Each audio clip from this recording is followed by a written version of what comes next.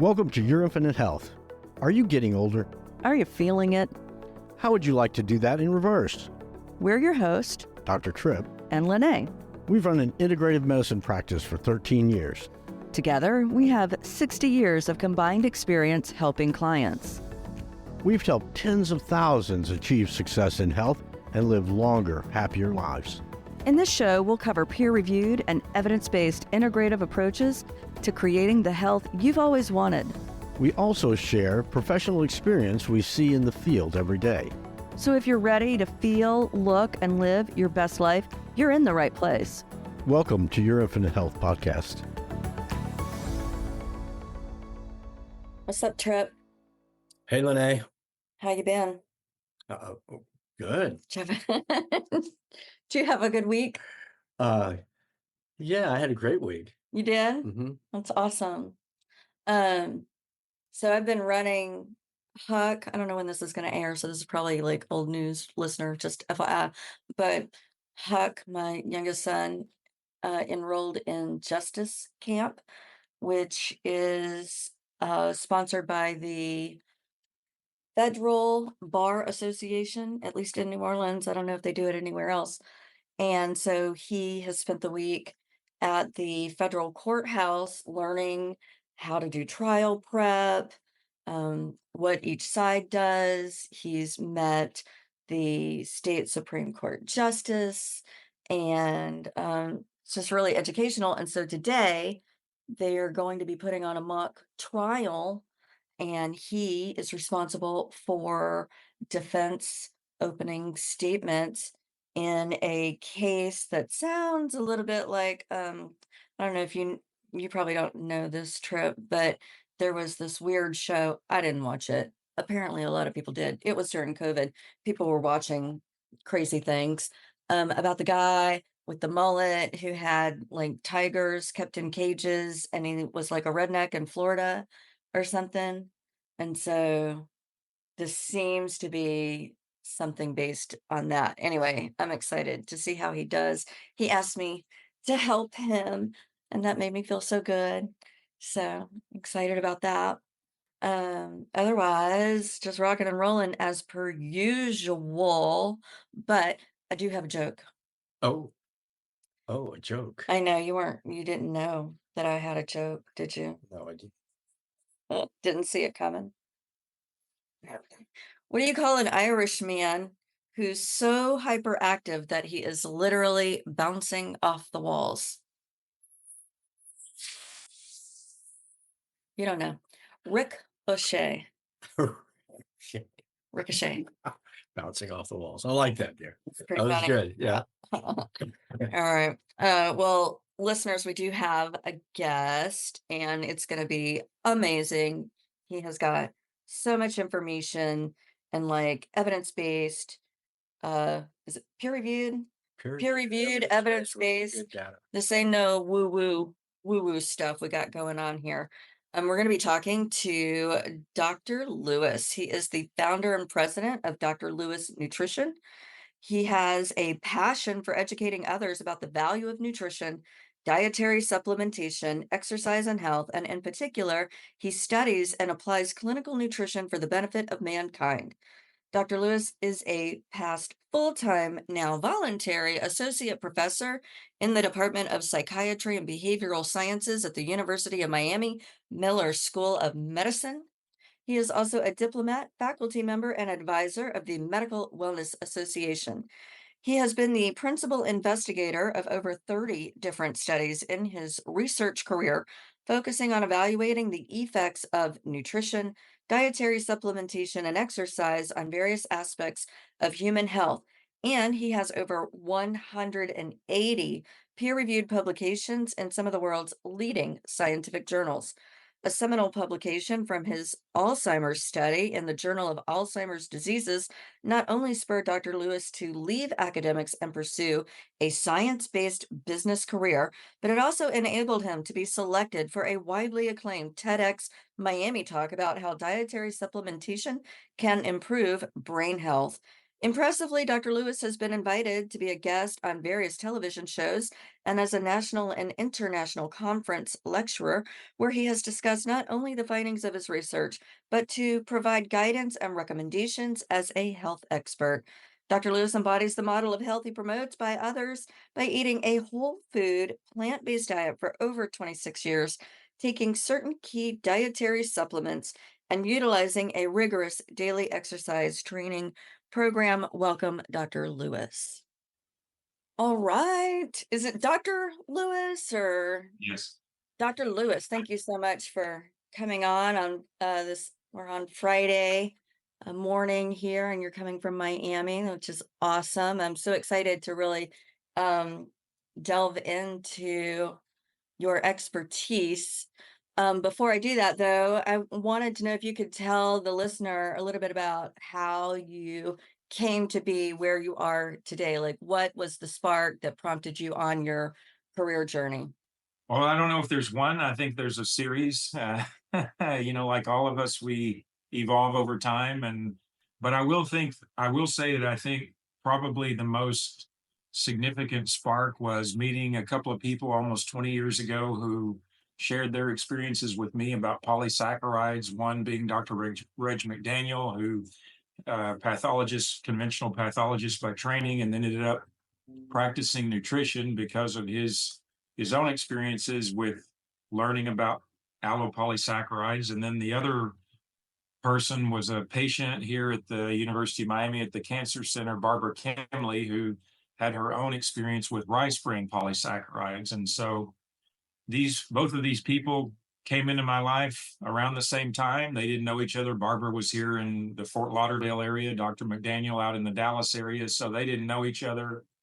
But for me, for my own journey, I just happened to meet these two folks. And all I knew about saccharides at that point in my life was that they were a source of fuel for the cells. But I really, I really had no idea about how much more they were than that. And it ended up changing not only my career, but my life in the sense of conducting all of this research with my colleagues, looking at how these polysaccharides are so immunomodulatory and so health promoting and beneficial to health. And now here I am today. I'm no longer in academics doing the trench work, running clinical trials. Had enough of that after about 20 years, but I took the best of our research and I created a formulation from that research, and I've been promoting that ever since and continuing to go down that path. But I consider my business to have a very strong science base that's not like most companies out there. I mean, most companies, with all due respect to great marketers, people that come up with an idea and then know how to market, that's a whole different animal than spending close to 2 decades conducting clinical trials and then taking all of that information that's published in the scientific literature and creating something that can help people. So that's been the journey I've been on. We ran clinical trials in Alzheimer's and multiple sclerosis, the two most significant ones that led to the creation of this formulation that we now call daily brain care. But I'm just very passionate about helping people understand the value of these polysaccharides from aloe vera and rice bran, whether I'm sure, as you guys know, there's a big carnivore interest at the moment, which I find a bit disturbing.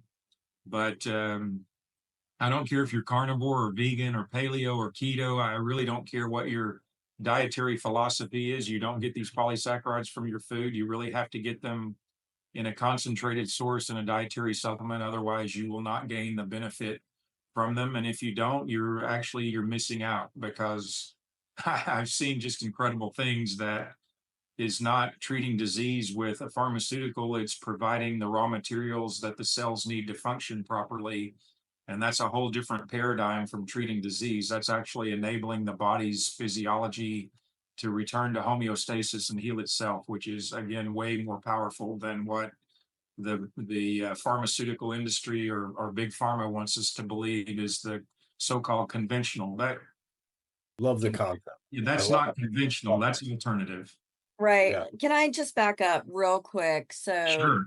let's just want to assume that, like me, maybe the listener doesn't know exactly what a polysaccharide is, because Absolutely. when I hear that, I think of sweet and low. So can't be the other one, the only person out there that has that thought. So could you maybe break it down for those of us that maybe don't have a scientific background? Absolutely. So that's what psychologists refer to as the teachable moment, right? That's where when you hear something that you're saying, what the heck is this guy talking about? That's the teachable moment. So a polysaccharide is just essentially a complex sugar. And of course, anytime because of all of the conditioning that we've been exposed to for I don't know how many decades now, it's been a while. Anytime the average American hears the word sugar, he or she automatically assumes that's bad, right? Like you think sugar, Well, maybe you're some people would think it's bad, other people would think it's great. right. I was going to say the next thing that you might think of is sweet or oh yummy or something like Right. that. But nonetheless, because of the way the media has really, in my opinion, again, conditioned us to just think of anytime you hear the word sugar, on some level, you may love the taste of sugar, but you think it's bad for you. But sugars are not sugars. And so there are, just by definition, two primary characteristics that dictate what a sugar is. And so number one is its source, of course. A monosaccharide like high fructose corn syrup obviously is a sugar that will spike your insulin, will give you lots of metabolic complications over time if you just continue eating high fructose corn syrup every day. So I think most people would be okay with the idea that you want to eliminate or at least avoid quite a bit high fructose corn syrup. And then next you have disaccharides. Those are a little bit more complex. Those are sugars like sucrose. That's the most common one. But then the ones that are really dynamic and health promoting are the polysaccharides, and they are literally hundreds, if not thousands, of glucose units that are strung together by these really complex glycosidic bonds. And the ones that come from aloe vera and rice bran, I would argue, again, are the most health promoting known to humanity. I mean, there are other polysaccharides from things like seaweed and of course, the different mushrooms. Those also have different types of polysaccharides. And I'm not pretending to be an expert in those, but I haven't seen the research that would suggest to me that those polysaccharides are as efficacious as the ones from aloe vera and rice bran. So, as a scientist, as a writer, as someone who I consider myself very particular about the language, anytime you have some so-called talking head out there just making blanket statements about all sugar being bad or all sugars are bad, number one, it's a factually incorrect statement, and number two, it's a very ignorant statement. So I'd like all of your listeners just to appreciate that all sugars are not bad. It depends on, again, the source and the biochemical structure and complexity. And so again, I could have said complex sugars, and you'd probably say, "Well, this guy Lewis is a lunatic." But complex sugars, these polysaccharides, are actually they're far from bad. And again, you're not getting them from your diet. I don't know about you guys. I don't know anybody who eats aloe vera. And even if you did, it's 98.5, 99% water. You couldn't possibly suck down enough interleaf aloe vera gel to get the polysaccharide content you would need to have a therapeutic benefit. Most of the world does not eat brown rice. About 70 to 80% of the rice sold in the world is white rice. So that's the endosperm. That's just the endosperm that's left, the digestible fiber. The bran is where all the real nutrition is, and you're not eating any of the bran if you're eating just white rice. So, I would argue, even still, even if you ate brown rice every day, you're probably not getting enough concentration of the polysaccharides to have a real therapeutic benefit. So you need a few hundred milligrams to, in some cases, if you have really severe disease of some sort, probably 2 or 3 grams per day. But again, talking about in the context of a macro nutritional profile of, whatever the average American's eating today, 2, 3, 4,000 calories. I mean, a few grams of those polysaccharides is nothing in that 1,000 context. calories. Who's eating 4,000 calories? Well, I mean, clearly we have an obesity, overweight epidemic. So lots of people are disgorging themselves on macronutrition, but that's another topic and another conversation. Right. So is there must be an extraction process to Correct. get the polysaccharides out of Correct. aloe vera and out of a rice grain? Nice. How does that happen? The the polysaccharide, again, the first thing you do is you dehydrate the gel so that way you get rid of all the water. And then depending on, if you're using some sort of a heat process, I work with a company called Lauren Labs in Houston, and their owner has a proprietary extraction process just for the polysaccharides from the aloe vera. The rice bran is a bit simpler, although it's messier. It's a messier material because it has lots of other polysaccharides in it besides just the one particular oligosaccharide that's what we think is really the main one of health benefit. But there are other things like beta glucan in it as well, which is a different type of polysaccharide. But that's also extracted. I mean, most of these extractions are usually some type of water with some heat involved in them. But the lower you can keep your heat, the more effective and bioactive the polysaccharides will remain. Yeah, that makes sense from what I know about heating oils and stuff. And Hmm. it can damage the goal. So that's interesting. And so then you put that into a capsule. I'm sorry, what was the question? You take that extraction and you put it into a capsule. Is that where? So yes, you can encapsulate it. I mean, it becomes a powder. We have Daily Brain Care comes in both a powder and an encapsulation. But yeah, I mean, it's with the powder, you can of course mix it with anything, a smoothie, juice, applesauce, mashed potatoes. I tell people just don't put it in anything extremely hot, like some Coffee. people like to take it with coffee or tea, but I tell them, make sure you let the water cool down a little bit so that way you don't denature the nutrition in it. Cool. Well, I want to get to some key studies, like what kind of health benefits you've seen. Specifically, you talked about Alzheimer's. So Mhm. tell me about that. And the multiple sclerosis. I mean, that's, yeah. Yes, absolutely. So again, from my academic career, those were the two most rewarding studies that my colleagues and I conducted. And I would tell you that if you guys have had any family members or close friends with Alzheimer's, you know what a horrific, terrible disease or fate for anybody to endure is, and not only for the person, but also the primary caregiver is also extremely affected by caregiving that type of patient. But we put people with moderate to severe Alzheimer's disease on our formulation.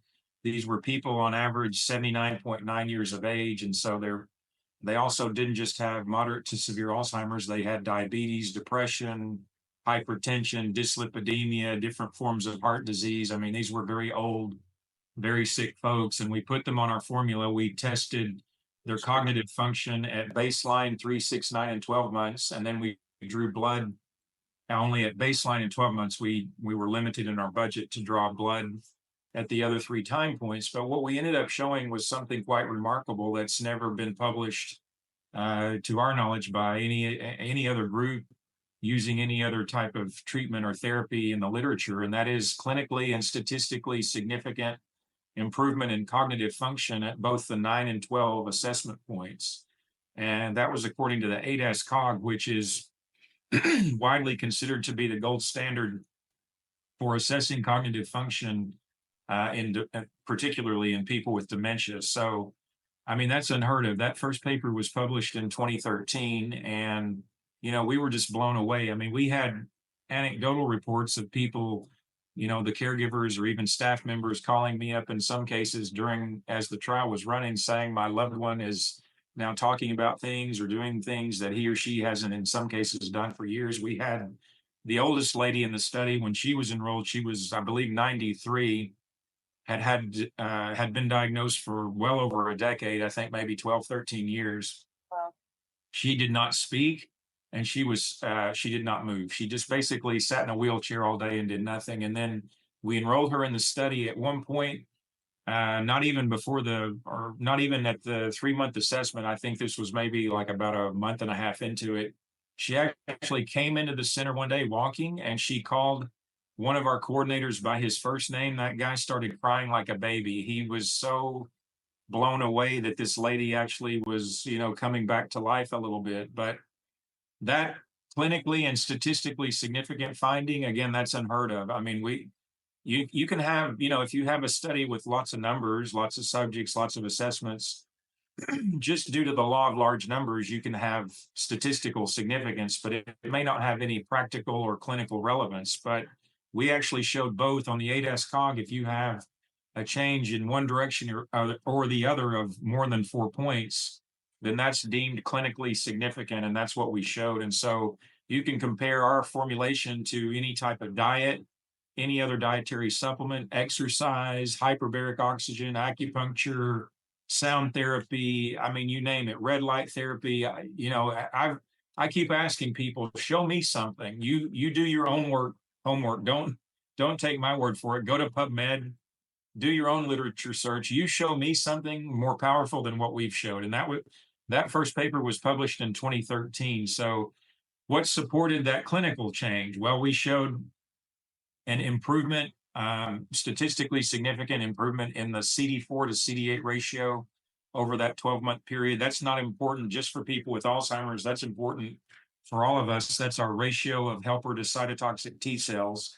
We reduced inflammation according to TNF alpha and VEGF. Those proteins are commonly looked at in people with cancer and heart disease. Our paper was probably the first one that showed that in people with Alzheimer's. And then we showed just under a 300% increase in CD14 cells, which are a marker of adult stem cells. So that was also very exciting. So you put all those together and you have improvement in overall immune function, reduction in inflammation, and then this amazing increase in adult stem cell production. And remember, I said these people were 79.9 years of age on average. And so that, for us, those were the mechanisms behind why we had the clinical improvement in the cognitive function side. We've published 4 papers from that study.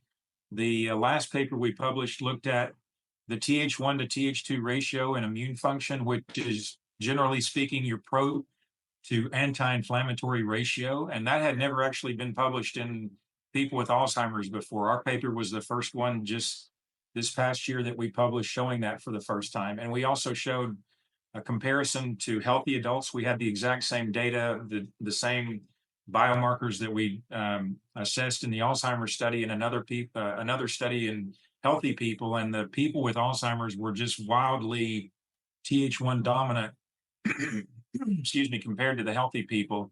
The ratios rebalanced, 5 of the 6 ratios rebalanced over that 12-month period.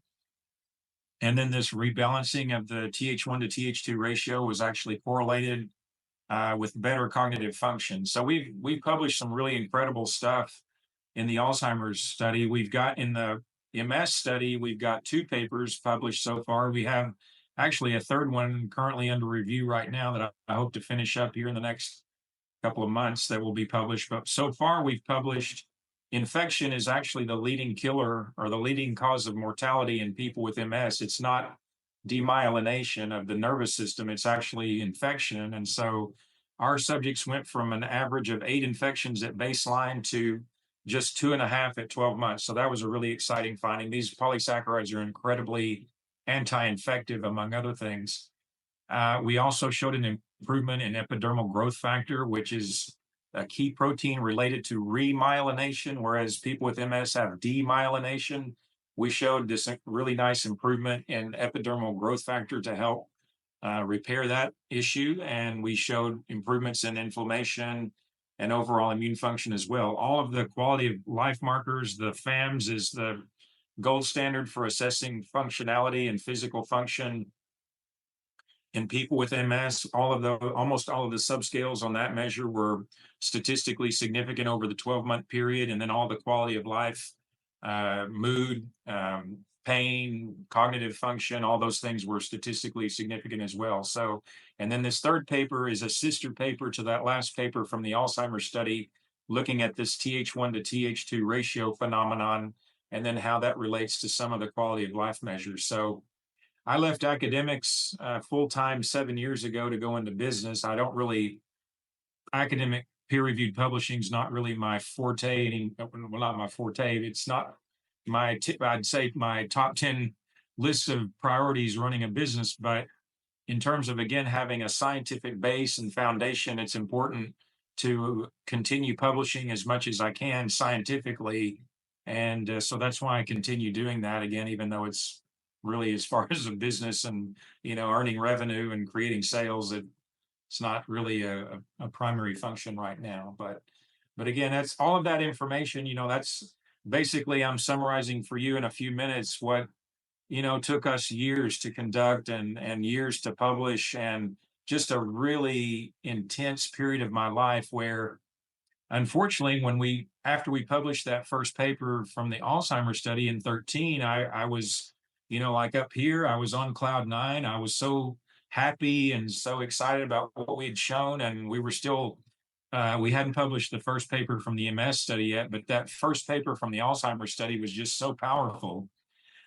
And so from 2013 till 17, when I ended up leaving academics, I tried 2 times with NIH and 2 times with the Alzheimer's Association, submitting them proposals, thinking, man, we're on to something really exciting here that has great value and great potential. And you know what I ended up getting in response to all 4 of those applications?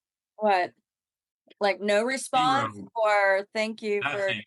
Thank you for nothing? your A interest. goose egg. 0, nada, zilch.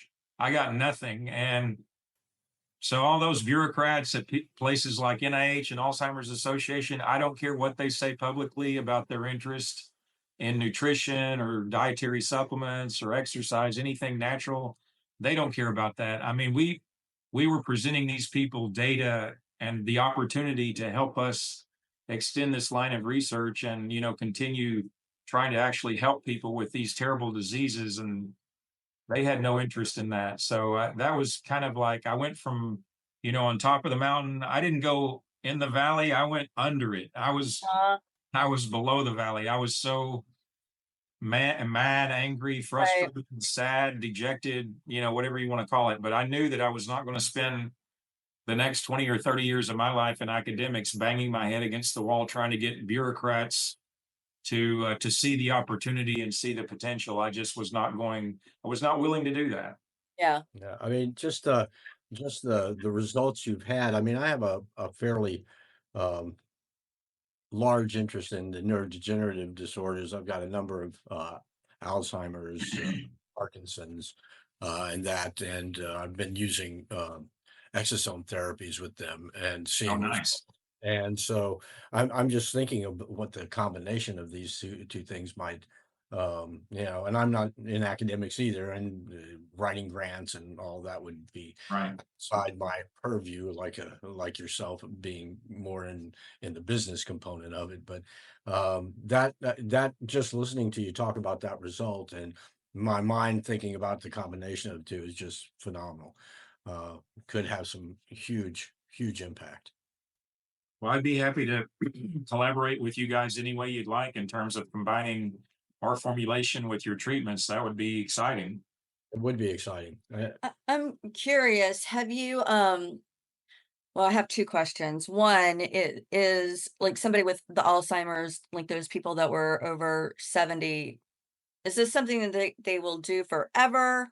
Um, is there a point where there's no longer a benefit, like they've maxed out the benefit? Is it repairing the brain? That's one question. I'll let you answer that one. I think about how to word the other one. Well, I mean, you want to breathe every day, right? You want to drink water every day. You want to take in other nutrients. So I've been on my own formula for over a decade. I've had my mother on it for 15 years. My wife was on it finally consistently when she got pregnant. Our daughter just turned 4 a couple of months ago. I started her on it when she was 6 months old. I mean, in my opinion, besides oxygen, our first nutrient, and then of course we need vitamins and minerals and a few other things that are considered essential. But I mean, man, I put these polysaccharides at the top of the list. It doesn't have to be anything related to treatment or rehabilitation. You want to take these things every day because they just provide such overall a benefit for cellular health and cellular function. So, forget worried about, being sick and then saying, "Oh gosh, what do I do?" No, prevent that stuff in the first place. Prevention is obviously just as important as treatment or rehab. So there's no such thing as saying, well, I only need to take these for so long and then forget it, I'm done. No, you want to continue enjoying their benefits every day because you're getting exposed to all sorts of stressors, all sorts of environmental toxins, your body. And, obviously just living is a losing battle anyway. We're all going to end up expiring, but hopefully we expire and we're still functional at the very end and not, bedridden or, excuse me, in a nursing home for the last few years of your life. So no, I mean, there's no limit on this. There's no hypo responsiveness. There's no tolerance. None of that stuff happens. Again, these nutrients are just like oxygen and water and vitamins and minerals. You need them every day Cool. for everybody. So if we can eliminate the monosaccharides and get these polys in there, Correct. I spend day in and day out with people trying to get them for weight loss. I mean, you can imagine we're in Louisiana. It's probably one of the epicenters of the obesity crisis. And Because the food's so good, so bad. but at the same time, yeah, having something to actually balance that, improve the immune system. Any did y'all do any measurements for BDNF or any of the common growth factors in your trials? did. I'm unfamiliar altogether. We did. The two papers in the middle of the two that I mentioned were looking at BDNF and its relationship to the cognitive function measures and then the immune function measures. And we had an improvement of about 11-12% over that 12-month period. Unfortunately, it was not statistically significant, but we only had 34 people in the study. So, potentially if we'd had a couple of hundred people, we might have shown something. But what we ended up doing was splitting the sample in two between people over 5,000 picograms per milliliter and then those under. And we showed some really interesting results related to the cognitive function paper, whereas everybody over 5,000 had better cognitive function. Unfortunately, it was not as clear, or it was not as, I guess you could say, straightforward on the immune function side. The results were kind of a bit here and there, and they weren't really in the same direction. So it didn't make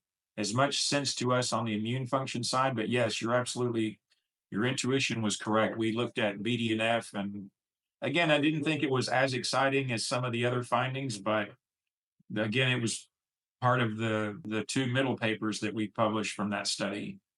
Interesting. Good stuff.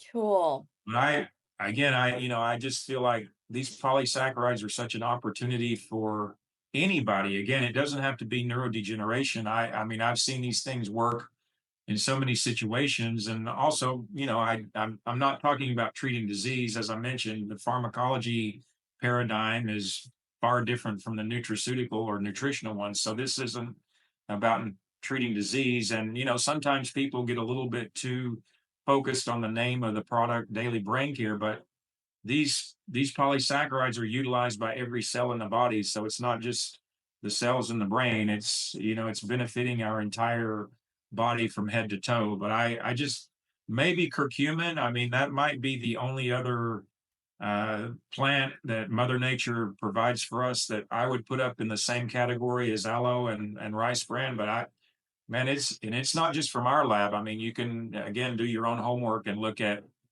go to PubMed and look at the research that's being conducted on these materials around the world. But it's just incredible how beneficially these nutrients are to us. And again, the average person has no clue. I mean, if you think of aloe vera, you think of using it for a sunburn or a cut or a wound or something. You don't even think of consuming it.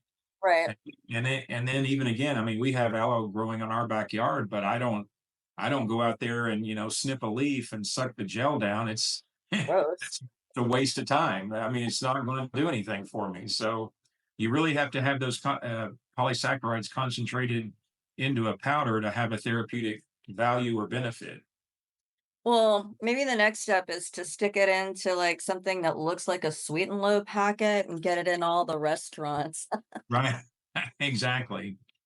Well, Yeah, it's not sweet at all. It has taste. it's not an earthy taste. I don't it's a very unique taste, but it's not it almost has it's almost like a cereal, like a grain taste almost. Like a wheat A week. Almost something like that. Yeah, it's almost Okay. like a grain, Interesting.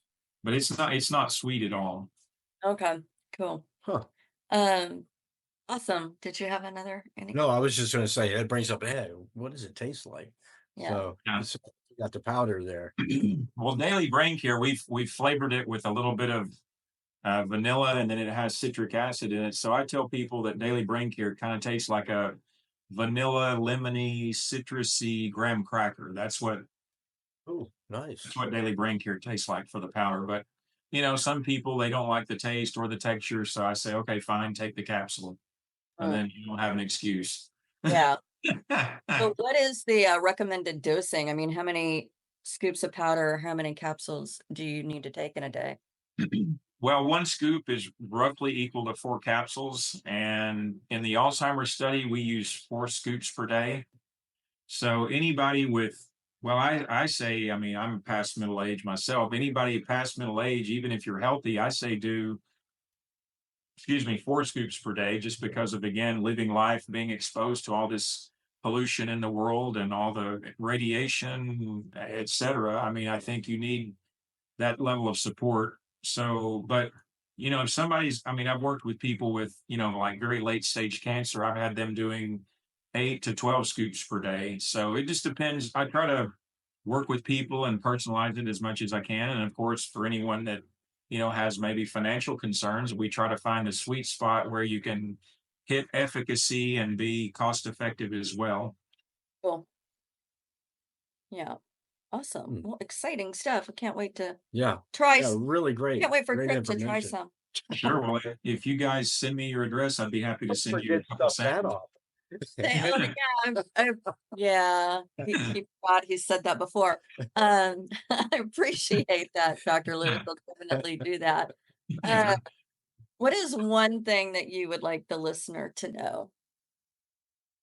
Well, I think, I mean, this is going from, kind of the micro topic that we've discussed, very focused on polysaccharides, to now, like, a very high level. I think people, we all need to realize that our health is our own responsibility, and, don't give away that power to someone else just because of a title or, whatever it is that you think. I mean, it really is up to all of us. I don't care what the government mandates or what the government tells us to do. It's still up to to each of us to put on a pair of sneakers and go work out, and you know be responsible for how you prepare your food and what you put in your mouth, and all these very simple behaviors that unfortunately get lost in the modern world today, that are due to too much stress and people being overworked and all the technology and all the information overload. We still, at our fundamental core, are very physical beings that need movement, that need proper nutrition, that needs to sleep properly and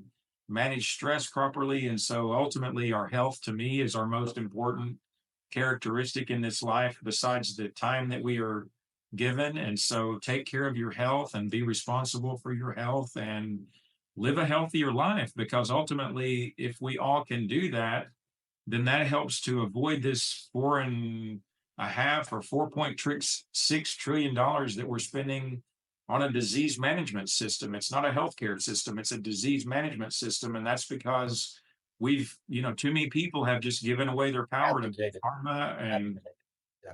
and all these other things. And it doesn't have to be that way. It shouldn't be that way. For sure. Where can the listener find more about you and your company and your product? All the things. Well, the best source of, like, the most comprehensive information would be at drlewisnutrition.com. That's dr no period LEWIS nutrition.com. And you can find us on all the typical social media channels under Dr. Lewis Nutrition as well.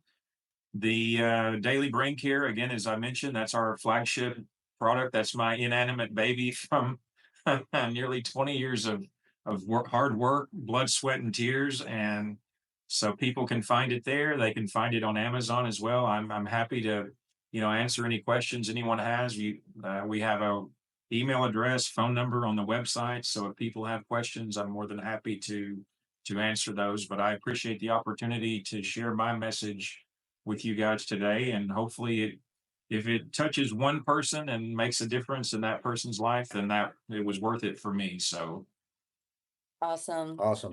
Appreciate it. Listener, I'll have the links in the notes, so don't worry about it if you're driving or whatever. Dr. Lewis, thank you so much for thank sharing. you for I having learned me. A little I stuff. learned a lot. Yes. It's great.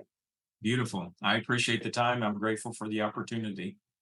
All right, listener, hope you found this educational, informational, somewhat entertaining, and until next time. Thanks for subscribing to Your Infinite Health. I'm Dr. Tripp. And I'm Lene. Until next time, feel it, look it, and live it.